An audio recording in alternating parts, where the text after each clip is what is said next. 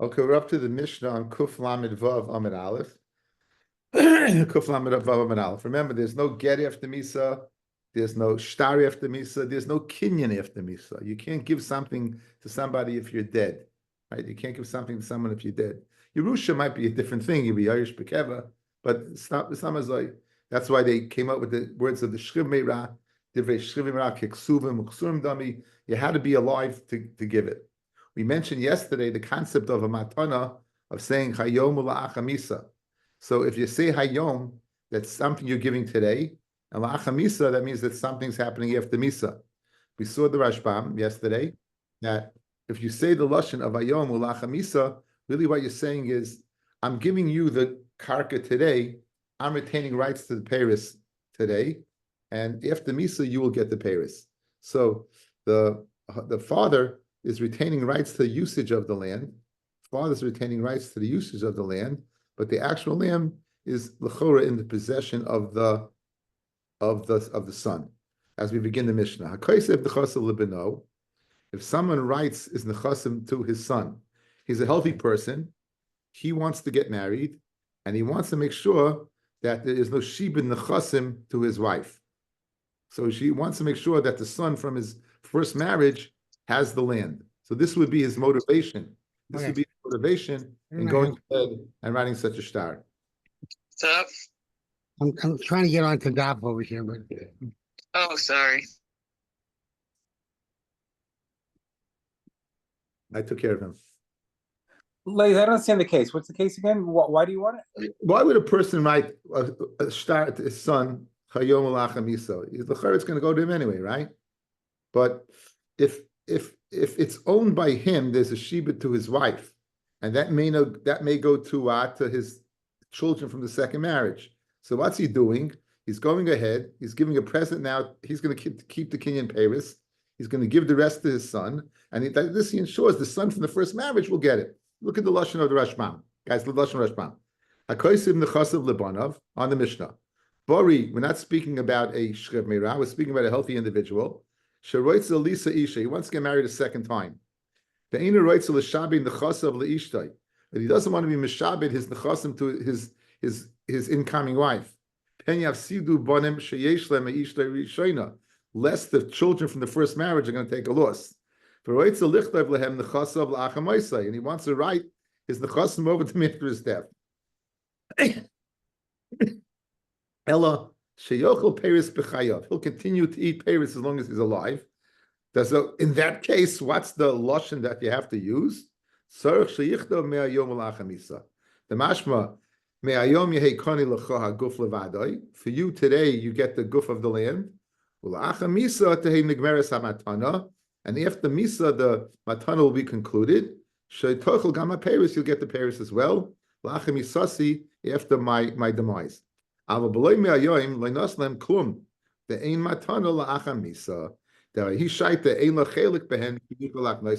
there to go ahead and be magnet to him. Okay.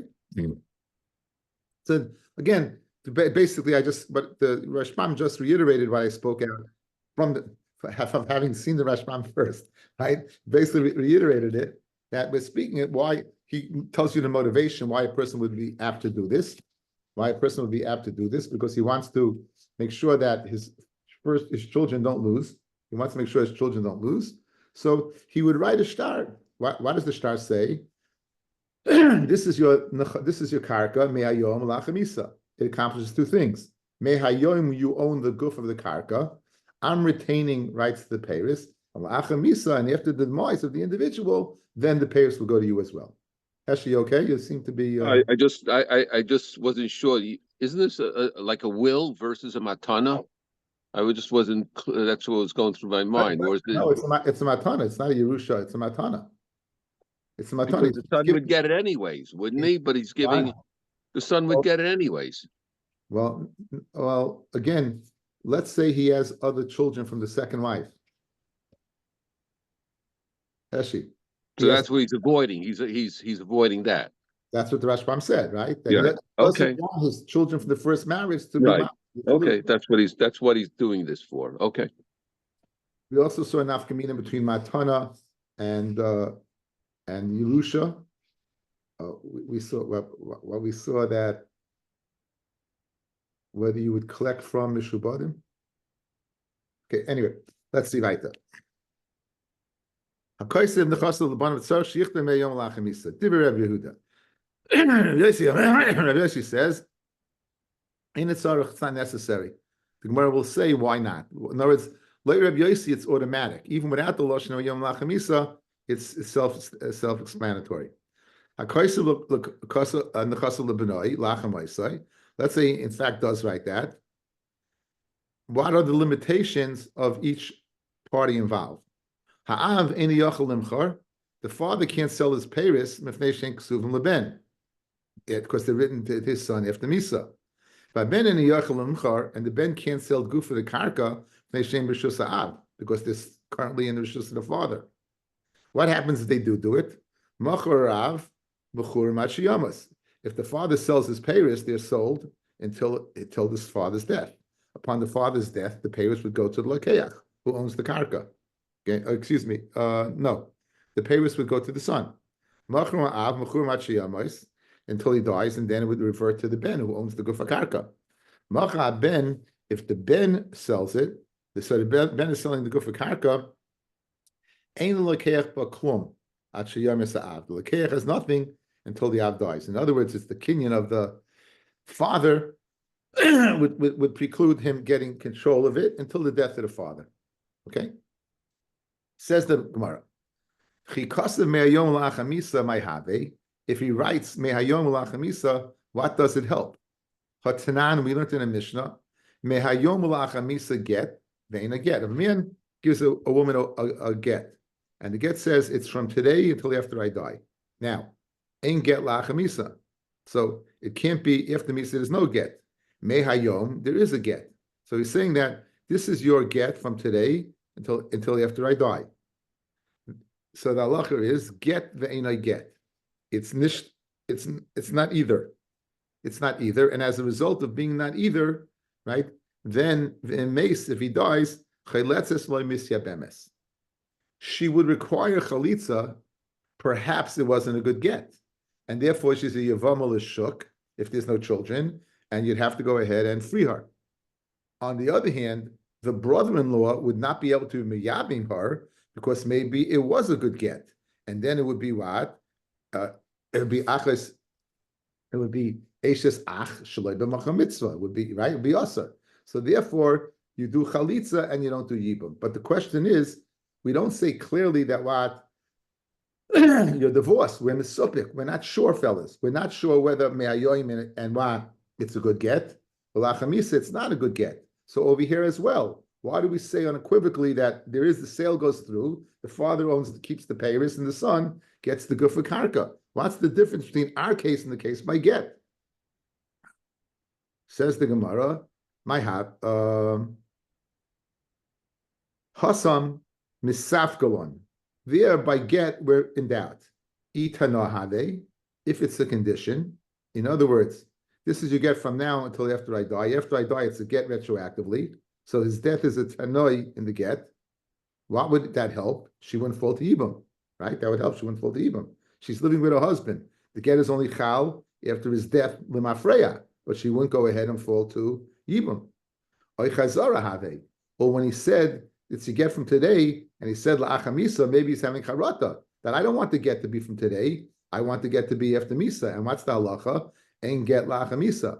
So over there, the reason why it's nishtahi and nishtaher is because we don't know what he meant. We don't know if he meant matana with a get with a tnai, and it would be a good get, or he meant a chazara that he wants the after misa, and there is no get li'achamisa. Therefore, get ve'ena get.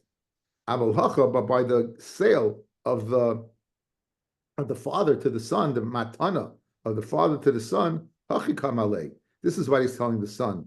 Gufa kani mehayoin. The guf is acquired by you today, and peri, and the peri is la'achamisa. In other words, I could teach this up. I could teach this up and fulfill both words. Hayom la'achamisa, I can't teach up. It's either hayom or la'achamisa. Which one? Over here, I could teach up. Today there's a chalois, and afterwards there's a chalois. Today it's the guf is yours, and after my death, then what? Then the peiros will be yours. That's the chilik between the two. That's the distinction between the two. Okay. Rabbi Yossi is of the opinion, ain't it sarach? Automatically, if you write nechassav to your sons, automatically it's like miyom lachamisa. Automatically. So therefore the son will get the gufa karka and the father will retain rights to the payers. Rabbi bar Avua, chalash, Rabbi bar Avua got sick. Oil legabe Rav Huna Rav Nachman. So Rav Huna Rav Nachman came to go ahead and visit Rabbi bar Avua.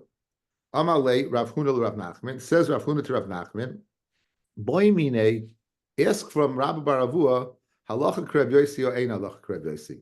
If the halacha is like Reb Yossi that you don't have to write it or not, and then you have to write mayom lachamisa. Amalei. So Rav Nachman told Rav Huna, to Reb Yossi lo yadana. Time of the Reb Yossi lo yadana. I don't know the reason for Reb Yossi. Halachi boy mine. I should ask the Shaila from Rabbi bar Avua. In other words, I don't know the reason why Reb Yossi would say that you don't have to write hayom lachamisa. And now I'm asking whether halacha is like that. You're asking me to go ahead and be on second base without understanding first base. Said Rav Nachman to Rav Huna. So Amalei Rav Huna retorted to Rav Nachman, at boy mine. You go ahead and ask halachi law. You ask Rabbi bar Avua whether the halacha is like that or not. The time I know I mean halacha, and I Rav Huna will tell you Rav Nachman. I'll tell you what the reason is. So you just do what you got to do. Ask him what the halacha is, and I will tell you the reason for Rabbi Yossi. So boy mine. So Rav Huna, Rav Nachman asked from Rav Huna. Rav Nachman asked from Rav Huna. He asked from Rabbi bar Avua what it is. And Amalei Rabbi Avua told him, Hachi Amarav, halacha Reb Yossi. Right? The halacha is like Reb Yossi. That even if you write, automatically, if you write your nechassim to your son, you retain rights to the peiros, and he goes ahead and gets rights to the gufa karka. Good. That's that. And now the question is, okay, so the halacha is like that. Now, Rav Huna is a balchayv. Rav Huna has to tell Rav Nachman what's the reason. Wasn't enough. Go after Rav Nachman went ahead and reported to Rav Huna what Rabbi bar Avua told him.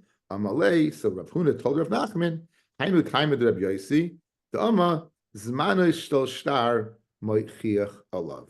Right? The Zman of the shtar is moichiach on it. Okay. Now, if this gift that you're writing to your son is after you're dead, why do you need a date? What does a date accomplish? It's not a get where you need a get, where you need a zman in the get, because maybe you want to know about where the shibud is at which point in time if you sold it, or maybe you would be chasa al. We spoke about maybe if there's not a zman, he'll go ahead and his wife will be his niece, and he'll have pity on her, and retroactively he'll say that she was divorced at an earlier date when she wasn't, so I need this man in the get. In other words, there's reasons for shtaris. Primarily for Indian shibudim, the Indian lekuchais. But a shtar matana, where you're giving a matana to somebody, what do you need this man in there? What reason is there for it? It must be to say, from this day, this man, that's when what? You get the peiros. At this time, you get the peiros. At this time, you get the peiros. That's it. Okay? Okay, now. Tanya nami hachi. Rabbi Yossi Omer, ain't it sarich? You don't have to write meyom lachamisa. Because the zman in the shtar will tell you exactly when the matana is, and therefore it's considered from this time. From this time, you own the gufa karka, and I'm retaining the peiros. Good. That's the now, guys. When you give a piece of land with a shtar matana, so what's making the kinyan? What's making the kinyan? The shtar itself. So when the shtar itself makes the kinyan, clearly that's where you need to write a yom lachamisa, like Rabbi Yehuda, or like Rabbi Yossi zman shashtar machiach alav. What about if the shtar is the shtar raya? In other words, the shtar you gave, it wasn't a matana. He bought it from you. He gave you kesef. He went ahead and he did chazaka. So the kesef and the chazaka are the kinyan. What's the shtar? The shtar is a raya ba'alma, that it's his now. Would Rabbi Yehuda say in that case also you have to say me'ayom la'achamisa? Clearly, he says what by when the kinyan is facilitated by the shtar itself, then you have to write Mayom Lachamisa. Hakoisim Nechasav Lebanov. He's writing over his meaning. He's writing it over. This shtar is making the kinyan, and therefore you have to write Mayom Lachamisa. What about if the kinyan was done by something else? We know that karka can be kind of a kesef shtar chazaka. You were kind of a kesef or chazaka, and now it's a shtar raya ba'alma. Would Rabbi Yehuda say in that case you have to say what hamiyom lachmisa or not? That's the Gemara's question. Would you have to say hamiyom lachmisa or not? Boy mine Ravim Rav Nachman. The haknaha mahu. If the shtar is a shtar raya, right? It's a shtar raya. Good, and the kinyan was what with kesef chazaka. What's the din? Amalei. So Rav Nachman told Rava behakna in tzarich. If the shtar is a shtar raya, you don't have to write it. You don't have to write. Rabbi Yehuda would be moida, guys. Again, according to Rabbi Yossi, it's a moot point. It's a moot point. Well, you have this man. According to Rabbi Yehuda, when the shtar is not the kinyan, you wouldn't have to write it. That's according to Rav Nachman. Rav Papi Omar. Rav Papi says, Ika aknisa ditzarich. There's sometimes that a shtar raya you do have to write it. Ika aknisa ditzarich, and sometimes you don't. It's a little ambiguous over here what the next words are. I'm not what they are, what they mean. Aknaya, Edom are writing. We were told to see that there's a kinyan. So aknaya is what gives the Edom the power. We were told to view this a kinyan. The kanina and the kinyan took place. Mine. The kanina mine. In other words, in the shtar it's written, akniya, we were appointed to make sure there was a kinyan. The kanina mine, and that kinyan took place. Then leit sarich. Then it's not necessary to go ahead and write miyom lachamisa. The extra, this is the way the Rashbam explains it. Where you were told to see the kinyan, so basically you don't have to write anything else. When you write and the kinyan took place, it's extra. Why do you write that? Is to be miyapa the koyach of the person who's makabelit. It's to go ahead and strengthen his what? His ownership. Therefore, you don't have to write anything. However, kanina, if they said what that the kinyan took place, but it doesn't, you wrote that first, that the kinyan took place, and kanina mine, and then vaknaya, right? Now, saying the kinyan took place and you weren't appointed Edom is not telling me anything. So then I needed to write vaknaya. Then sarach, since first you just said it took place, and then vaknaya, you testified that you were told to make the kinyan, you were told, since there was no raya that you were told, it's not going to be unless, in other words, where you say the following, we were told to be Edom in the kinyan, then you said afterwards, and the kinyan took place, it's a moot point. So therefore, you don't have to say miyam lachamisa. But if you was told the kinyan took place, so great, you were innate to that. Who cares? The kinyan took place. Kinyan took place, so here we are in Zoom, and the kinyan took place. Boker Tov. So therefore, if you write it afterwards, then sarach. That's the chilik between Rav Papi, his chilik. Okay? Maskala Rav Chanina Misura, Miyakamidi, Danon Lo Yadinon. We don't know this. In other words, here we are sitting, I'm telling you these two terms, where even after I said it over, the clarity I have is not so clear. So certainly you're not so clear. So some super lumdis how this works. And Anol Lo Yadinon, the Sifrei Yodai, and the Seifrim, the scribes, they know to write the difference. That's what Rav Chanina said. So the assumption is that we, meaning Rav Chanina, the big Talmidei Chachamim, don't hear this chilik, that the Seifrim know to write this chilik. Says the Gemara, Shalom l'Sifri the Abaya, they asked the Seifrim and Abaya, and lo and behold, V'yadi, they taka did know. Well, the Sifri the Rava, V'yadi, in other words, Rav Chanina was cutting short the Seifrim, they taka knew the distinctions. I guess an Umin knows his business, right? The guy knows his business. Rav Huna Bredi Yeshua Amar, whether bein aknaya v'kanina, whether we were told of a kanina minei and we witnessed it, bein kanina minei v'aknaya leit sarach. There's no difference. Even according to Rabbi Yehuda, there's no difference. You would leit sarach. You wouldn't have to. It doesn't make a difference. In other words, this terminology, the difference does make a difference. I'll tell you where it does make a difference. If they write ubeduchrin piskami, this is a zeicha devarim. This is the Edom to what took place before us, they never used the word kinyan whatsoever, then pligi. That's a machlokes. So ubeduchri piskame, the zichron devarim, the havi ban pana that was in front of us, pligi, we have machlokes whether you have to write it or not, because they never use the word kinyan. So when you use the word kinyan, again, so it comes out like this. If it's a star that makes the kinyan, that's a machlokes between Rabbi Yehuda and Rabbi Yossi. If it's a star that doesn't make the kinyan, kesef chazaka makes the kinyan, then there is no machlokes. Because you use, as long as you use the word kinyan, then there's no machlokes. If it's a star of Edom where you don't use the word kinyan, then it's machlokes. Pligi, there's machlokes. Amrav Kahana, Amr Yosef Shmaitza Kamed Rav Srid Min Adoi V'Amrla Oisen Hachi Masnisan La. This is the way you learned it. You learned it as a shaila. Boy, you learned this. Boy, Rav and Rav Nachman. You learned it as a shaila that Rav asked from Rav Nachman. Anon we Hachi Masnisan La. We learned it the following way.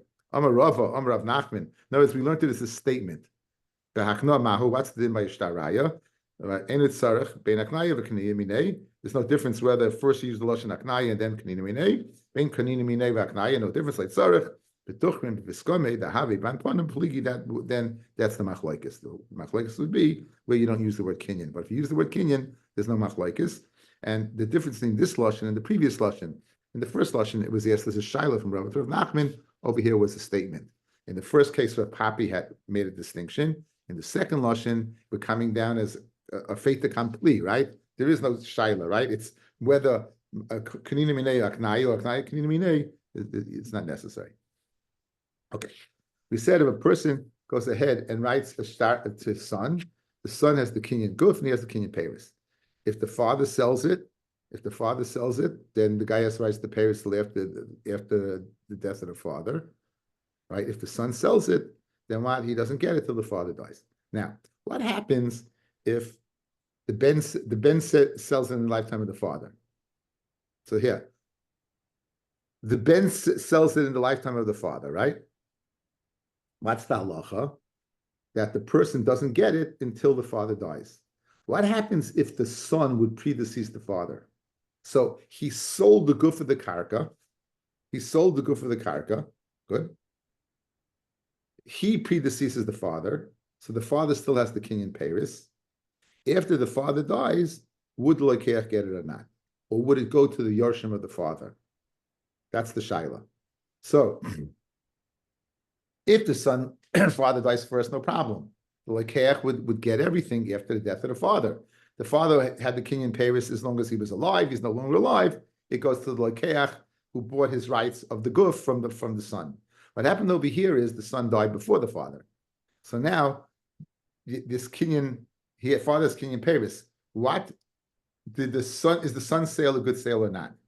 Is the son's sale a good sale or not? That's the question. If he predeceases the father, it matters.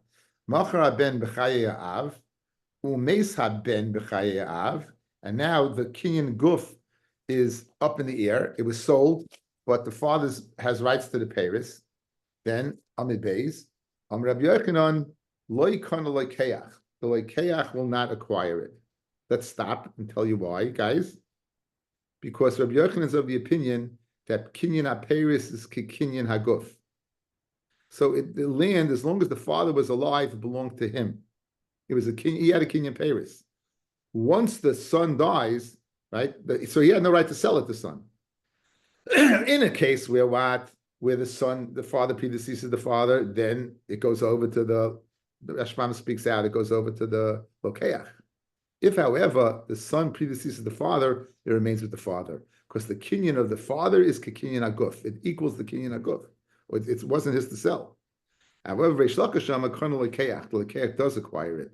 Even though the son predeceased the father, the Lokeach acquire it, because Rabbi Yochanan Amar, and what's the reason? Rabbi Yochanan Amar, Lokeach, kinyan paris is kinyan aguf dami, and the father is the real owner because he still has the kinyan paris. Therefore, he keeps it. Reish Lakish Amar kana lekeach would acquire it because kinyan paris is not kinyan aguf.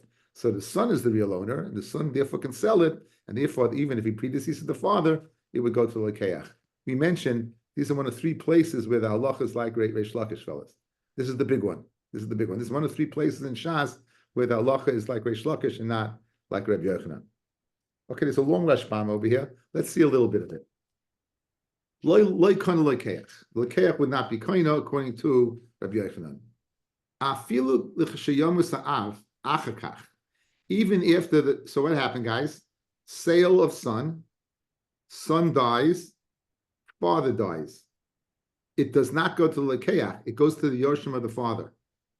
Again, son sells his kinyan aguf, predeceases his father, father dies. It does not go to the lekeach of the son. It remains in the family of the father. It never was right to come to the son since he died. We would go back to the yoshim of the father. Now, question, fellas, guys, this should bother you. If kinyan Paris is kinyan aguf, then the son's sale should be void even if the son outlasts the father. If the father's the real owner, because kinyan Paris is kinyan aguf, then why, if the son predeceases the father, does it go back to the father? Even if the father died before the son, the sale should be voided because the father's kinyan Paris should impede the son's sale. That's what he's coming to answer now. If the ben did not sell it in the lifetime of the father, the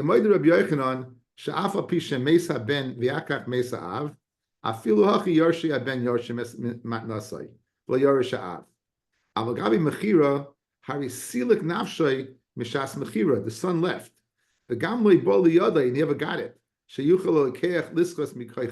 That's the key, guys. If the father dies, the sale of the son is pending. The father's rights to that stops the sale from taking place. When the father dies, now it comes to the son, then it goes to the lekeach. Then it goes to the lekeach, right? That's what he's saying. That the lekeach can be zeicher from the koyach of the son. Okay, so now, if what happens, guys, when the son sells it in the lifetime of the father, right? The father is the kinyan Paris. It's not, and then the father dies. The sale is mikoyach the son because the son can be koine it now. But if the son died before and he can't be koine it now, the sale is void. Masha'en came according to Reish Lakish, it's an outright sale because the father, the real owner was the son. So it's like contingent. The father has the Paris until he no longer has the Paris. And then as soon as it's over, the son gets it. The son gets it. And the sale will be final. Let's go to the next Rashbam. Kinyan Paris. Sheyesh la'av kilo aguf kanaloi. It's like the guf belongs to him. Dummy. The ben really couldn't sell it. Ella al-menas, only on the condition that it came to his hands. So when the father dies and it comes to the hands of the son, then it's a good sale. The kibbutz le'yaseh liyadei because the son died first. Le'kon le'keach umiu im loy machron haben if he didn't sell it v'le'silik nafshay mehem and he did not remove himself from that. Umeisa ben b'chaye av l'chashiyom av yirish ben haben eschus aviv shahoyle bekarka. So Rashbam just points out the following. Let's say you're telling me kinyan Paris is kinyan aguf. So really the land belongs to what? The son, the father. If the son doesn't sell the land, right? When the father dies and the son dies, let's say the son dies, and the father dies, then it goes to the son's mikoyach the ben. He wouldn't lose that right. He wouldn't lose that right because he didn't sell it. Okay, so that's the machlokes. Again, go outside. Son sells the property. Father dies, sale goes through. Son sells the property, predeceases the father, says Rabbi Yochanan, no sale, stays by the yarshim of the father, because the son did not have a right to sell it, because kinyan Paris of the father is kinyan aguf, and the father was the rightful owner, never gave up ownership. Says Reish Lakish, lekeach is kaina, even though the son predeceased the father, because the son is the rightful owner, and therefore the sale is final. The only thing he's waiting for is the Paris. Okay, as soon as the father dies, the Paris reverts to the lekeach. So, and this is the contingent upon the machlokes of kinyan Paris, kinyan aguf dami. We had a parsha of Bikurim, bringing Bikurim and reading the parsha of Bikurim. To read the Parsha Bikurim, you have to be able to say, Ha'adama asher nasata li, the land that you gave to me. The land that you gave to me, okay? So in a scenario, if a father would sell to his son, right, land, who brings the Bikurim? You'd say the father brings the Bikurim, right? Because the father has the Kinyan Paris. It's his Paris, yes? Good. Does he say the Parsha or not? If you hold Kinyan Paris is Kinyan Aguf Dami, then he could say Adama Shenasat Ali. If you hold Kinyan Paris is Lav Kinyan Aguf Dami, then he only has the rights to the Paris. He can't read the Parsha because he can't say Adama Shenasat Ali because the Dama doesn't belong to him. And that's the Machlokes by Reish Lakish and Rabbi Yochanan by Bikurim. Fredig Marakasha, right? They had this machlokes already, so why do you have to have machlokes again? Didmar Amoicha Sadeo Le Paris. Someone says sells his field for Paris. Rabbi Yochanan Amar Mevi v'Koira. He brings it and he reads the parsha. Reish Lakish Amar Mevi v'Eina Koira. He brings it, but he doesn't read the parsha. Rabbi Yochanan Amar Mevi v'Koira. He brings it and he reads the parsha. Ksava Kinyan Paris Kinyan Aguf Dami. Therefore, he's capable of saying because it's right in the Paris, gives him rights in the Guf, and therefore it's Adama Shenasat Ali. Reish Lakish Amar Mevi ve'eina Koira. He brings, but he doesn't read, because Kinyan Paris is Laka Kinyan Aguf Dami. So he's unable to say Adama Shenasat Ali, because he doesn't have Adama. Okay? So what's the question? Why was it necessary to have the same machlokes in two venues? If you had the machlokes by Bikurim, why would here it be different? Good. Why when you sold the field to your son, would it be different if your son predeceases you? So on that, the Gemara comments. Even though we say all over, Kinyan Paris is Kinyan Aguf Dami, and therefore you're able to say, read the parsha of Bikurim, Hacha, where he sold it to his son, it's to tell me that what? That it's still Kinyan Aguf. Because Salkadait, I would have thought, Abba Lagabe Brei, Achuli Achol, a father, when he sells something to his son, he's Michael his rights, and therefore the son is considered the owner, and you would not say Kinyan Paris Kinyan Aguf Dami, and therefore the sale would be final. And if the son predeceases the father, and then the father dies, it would go to Lekeach, because the father was Michael his rights to the Paris. Kamashmalan Rabbi Yochanan, that even in this case, where there's a svara to say that the father was Michael his rights, we don't say that. And Kinyan Paris is still Kinyan Aguf Dami, and it wasn't the son's to sell, and therefore, if the son predeceases the father, then it goes to the Yorshim of the father. Even though there's a svara to say not like that. Nonetheless, that's why you had to tell me in this venue that he still holds Kinyan Paris is Kinyan Aguf. Reish Lakish ben Shimon Lakish Amar, Afagav de Ba'alma. Even though all over we hold Kinyan Paris is Lavka Kinyan Aguf Dami, and therefore by the parsha of Bikurim he brings it, but he doesn't read because he can't say Adama Shenasat Ali. Hacha, by here with the sale of a father to a son, and then the son sells it, it's the rich to tell me that Kinyan Paris is Lavka Kinyan Aguf Dami. Sakadai the Chamina Kol Legabe Nafshe Afil b'Makam Berei Nafshe Adifale. Okay, usually. Right? If you sell a Kinyan, let's say you sell the rights to Paris and you keep the goof for yourself, or vice versa. Usually, you mishaya something, you leave over something, you don't leave it over what? For yourself. Usually, right? Usually, when you go ahead and sell something, you don't go ahead what? And leave it over yourself. Good? For example, Hamoicha Sada Paris. You're selling your Sada for the Paris, so you don't have any Paris over there. But over here, you sold the field and you retained the rights to the Paris. Oh, I retain rights to the Paris, maybe I retain rights to the Guf of the Karka. And maybe Rabbi Shimon Malakish would be moida here that what? That Kinyan Paris is Kinyan Aguf. Again, the normal case of Kinyan Paris, Kinyan Aguf is where you sell the rights to the Paris. So then I would say Kinyan Paris is Lavka Kinyan Aguf.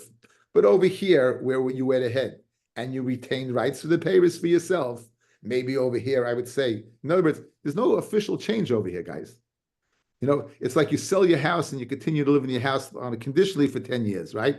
So even though you don't own the house anymore, nothing's changed. You're still living in your house.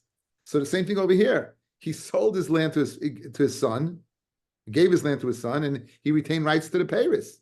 So then maybe since he retained rights to the Paris, Kinyan of Paris is Kinyan Aguf. Maybe Rabbi Reish Lakish will be moided there. So therefore, there's a Svar Kamash Malon that no. So there's Svar both ways. Svar like Rabbi Reish Lakish, like Rabbi Yochanan, maybe is Michael, and therefore I would say Kinyan Paris is Lavka Kinyan Aguf Nami. Kamash Malon that no. Over here, I'd say since he leaves over the rights to himself, maybe Reish Lakish would hold Kinyan Paris is Kinyan Aguf Nami. Kamash Malon low. Okay, the rest is we're gonna hold for